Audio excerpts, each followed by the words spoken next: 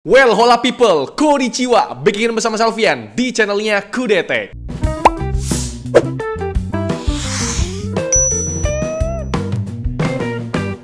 Di era serba efisiensi kayak sekarang nih bre, kayaknya di pasar perkantoran dan buat user awam, mini PC bakal lebih laris ketimbang PC desktop. Selain punya harga yang lebih affordable, mini PC juga punya skema garansi yang lebih praktis ketimbang PC desktop. Skema garansi PC desktop biasanya kan ya per komponen gitu, RAM garansinya sendiri, SSD garansinya sendiri gitu-gitulah. Sedangkan kalau mini PC itu biasanya langsung per unit bre. Geekom selaku market leader di dunia mini PC menawarkan garansi resmi yang menggiurkan, nggak tanggung-tanggung bre. Geekom Indonesia ngasih masa garansi selama 3 tahun buat unit mini PC-nya ini. Udah gitu, ada garansi servis gratis dan garansi tuker unit baru kalau misal unitnya bermasalah dalam periode tertentu. Ini sih cocok banget buat perkantoran atau user awam yang nggak mau ribet soal pergaransian duniawi. Dan ini adalah Geekom A6 atau ASIC. Dari namanya udah asik ya kan? Sebuah mini PC seukuran telapak tanganku yang punya spesifikasi gahar karena udah pakai prosesor high performance dari AMD, yaitu AMD Ryzen 7 6800H. Yang lebih spesial lagi, memori atau RAM-nya udah pakai DDR5 yang kapasitasnya jumbo, 32GB dual channel 4800 MB transfer per second. Udah gitu, memorinya ini bertipe SODIMM. Jadi kalau misal masih kurang kenceng, kurang gede, kalian bisa upgrade sendiri up to 64GB. Sebenarnya sih 32GB udah gede lah di sebuah mini PC. Udah lebih dari cukup lah. Buat buka puluhan tab browser dan puluhan aplikasi masih dijamin smooth lah. Cocok nih buat perkantoran atau lembaga pemerintahan Konoha yang usernya kebanyakan orang tua gaptek yang nggak mau ya nutup tab browser walau udah berderet-deret tuh ya kan. Berarti di Dukcapil atau Samsat yang antri panjang itu karena PC-nya kekurangan RAM ya bang? Ya, kira-kira begitulah, nggak mau salah sangka juga sih. Geekom A6 ini punya ukuran yang sangat compact. Bre, kalian bisa lihat ya di tanganku ini ya. Bisa dibaratkan seukuran telapak tangan kita lah bre. Dimensinya ini 11 x 11 cm dengan ketebalan cuma 3,5 cm. Ini pastinya sangat cocok ya buat perkantoran yang setupnya sempit. Tahu sendiri lah ya, kalau di Jakarta harga sewa kantor tuh tergantung seberapa luasnya. Jadi kalau mau setupnya ringkas, nggak makan tempat, ya pakai mini PC aja. Geekom A6 ini juga lebih fleksibel peletakannya bre. Letakin di bawah monitor juga nggak makan tempat. Kalau mau lebih clean, kita bisa pakai VESA mount bawaannya. Terus pasang deh di belakang monitor. Tapi kalau monitor kalian nggak ada VESA mount-nya, kalian bisa pasang di dinding bre. Fleksibel banget lah intinya. Walau dengan form factor semungil ini, kita tetap dapat percolokan yang sangat komplit bre. Ya layaknya sebuah motherboard di PC desktop. Di sisi depan ini langsung dapat 2 buah port USB 3.2 Gen 2 Type A, power button, sama headphone jack. Di samping ada slot SD card reader. Ini slot bakal kepake banget sama kreator ya. Nggak perlu colak-colok lagi card reader dah. Nah, kalau di belakang ini portnya banyak banget dan rapet nih. Ada port power adapter, ada 2 buah port USB Type A lagi, satunya USB 3.2 Gen 2, sedangkan satunya lagi USB 2.0.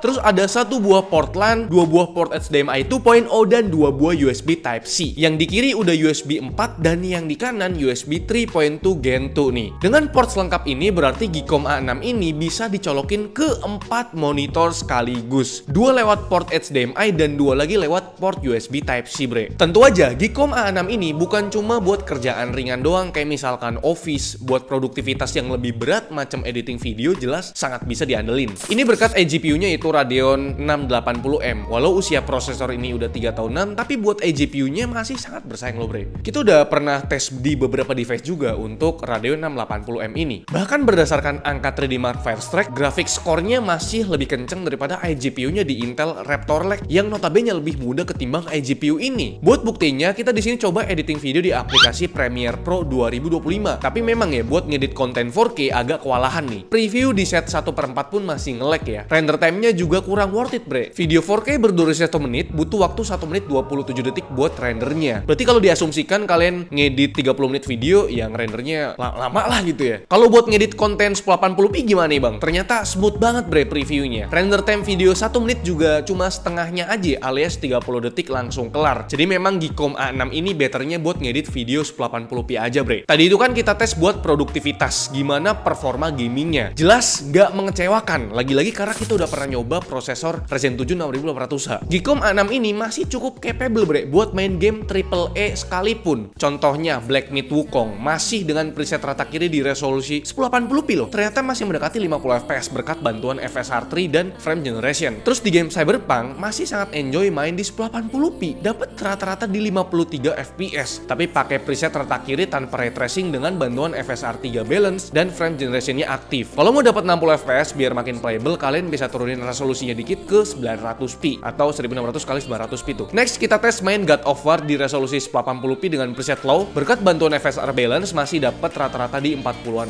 fps. Ini kalau ada FSR frame generation lebih tinggi lagi tuh. Lanjut ke game Horizon Zero Dawn, udah makin bagus nih performa si Geekom A6 bre. Main di resolusi 1080p pakai preset low ditambah bantuan FSR balance, rata-rata FPS-nya udah mendekati 60 fps. Game keempat ada Forza Horizon 5. Di game ini udah tembus 66 fps rata-ratanya. Ini kita tes di 1080p pakai preset low dengan bantuan FSR dan tanpa ray tracing be. Di sini kita juga sempatkan buat ngetes GTA 5 ya. Ya game yang udah lama lah. Dengan resolusi 1080p dengan preset normal dan preset high, rata-rata FPS yang didapat masih cukup tinggi, sekitar 70 sampai 90-an fps. Jadi ya masih aman banget kalau kalian pakai buat main game 5M tuh. Game ketujuh ada Assassin's Creed Mirage. Performanya masih mirip sama game AAA lain, main di 1080p dengan preset low dan pakai FSR quality, FPS yang didapat udah mepetin 50 fps. Tapi di game Far Cry 6 ternyata udah tembus 63 fps nih buat rata-ratanya. Ini main di preset low pakai FSR quality juga. Konklusi dari 7 game AAA yang udah kita tes tadi, ternyata masih cukup enjoy main game AAA di mini PC Geekom A6 ini. Ingat bre, seukuran tangan bisa main game AAA 1080p loh. Aku pribadi nilai nih ya bre, rank 40-60 fps di sebuah game AAA kayaknya udah layak disebut playable. Ingat, seukuran tangan lagi bre, bisa main game AAA 1080p. Tapi kalau buat main game kompetitif, baru dah angka-angka segini bisa dibilang kurang. Mulai bahas performa di game-game kompetitif dah. Yang berat-berat dulu nih, ada PUBG Steam. Meski udah main di preset low dengan 90% screen scale, ternyata FPS yang didapat masih di bawah 60 fps.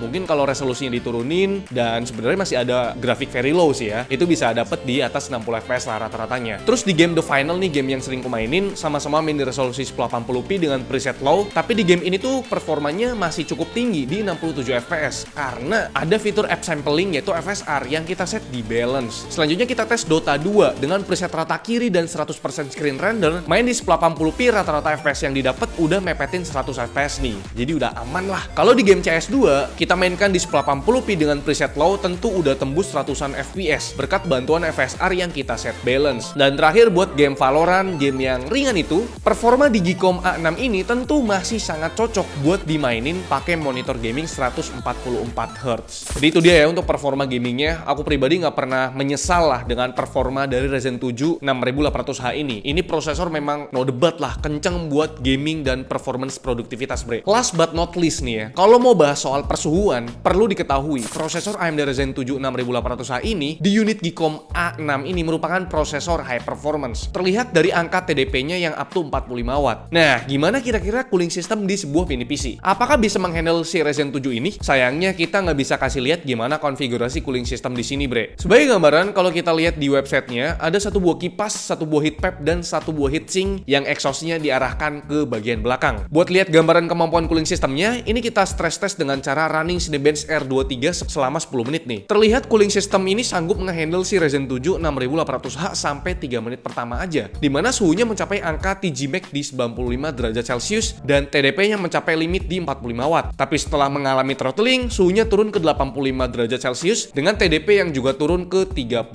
watt bre. Tadi itu kan gambaran suhu kalau di stress test. Pas penggunaan harian misalnya gaming atau rendering gimana nih? Dari simulasi gaming dulu nih, kita ambil sampel game Black Myth Wukong. Kalian bisa lihat angka CPU temperaturnya stabil banget di atas 80 derajat Celcius. Tapi TDP-nya juga stabil juga di atas 40 watt. Ini berarti nggak terjadi throttling dan sepanjang kita mainin gamenya nggak ada stuttering ataupun frame drop. Jadi masih aman bre. Nah, buat gambaran suhu permukaannya, pas kita rekam lagi render test di PC Mark, kelihatan kalau panasnya tuh ngumpul di area belakang bre, yang merupakan exhaust dengan hotspot mencapai 45 derajat Celcius. Nah, mungkin terakhir kita mau mention poin-poin yang mungkin kelewatan sepanjang video ini ya. Dari mulai storage-nya ya, di sini tuh udah pakai M.2 NVMe PCIe Gen 4, kapasitasnya itu udah 1 TB bre. Dan buat speednya terbilang entry level nih, cuma di 4000 MB per second. Kalian bisa aja upgrade karena di board ini masih ada satu slot M.2 lagi, tapi dengan form factor 2242. Sekecil ini, slot M.2-nya ada 2, gokil juga ya. Terus buat konektivitasnya, selain ada port LAN 2,5 gigabit, di sini juga udah include support Wi-Fi 6E dan juga Bluetooth versi 5.2. Jadi ya kalau nggak pakai LAN, tetaplah bisa pakai Wi-Fi 6E itu. Jadi ya kira-kira itu dia untuk ulasan atau review lengkap dari kami mengenai mini PC Geekom A6 ini atau Geekom ASIC. Ternyata asik juga nih ya. Sekarang kita masuk ke kesimpulan. Geekom A6 ini dibanderol dengan harga sekitar 8 juta kecil. Kalau lagi hoki bisa dapat 7 jutaan tuh. Jelas di kolom komentar bakal banyak kaum mendang-mending yang mention, mending laptop ini bang, mending laptop itu bang. Bebas, ya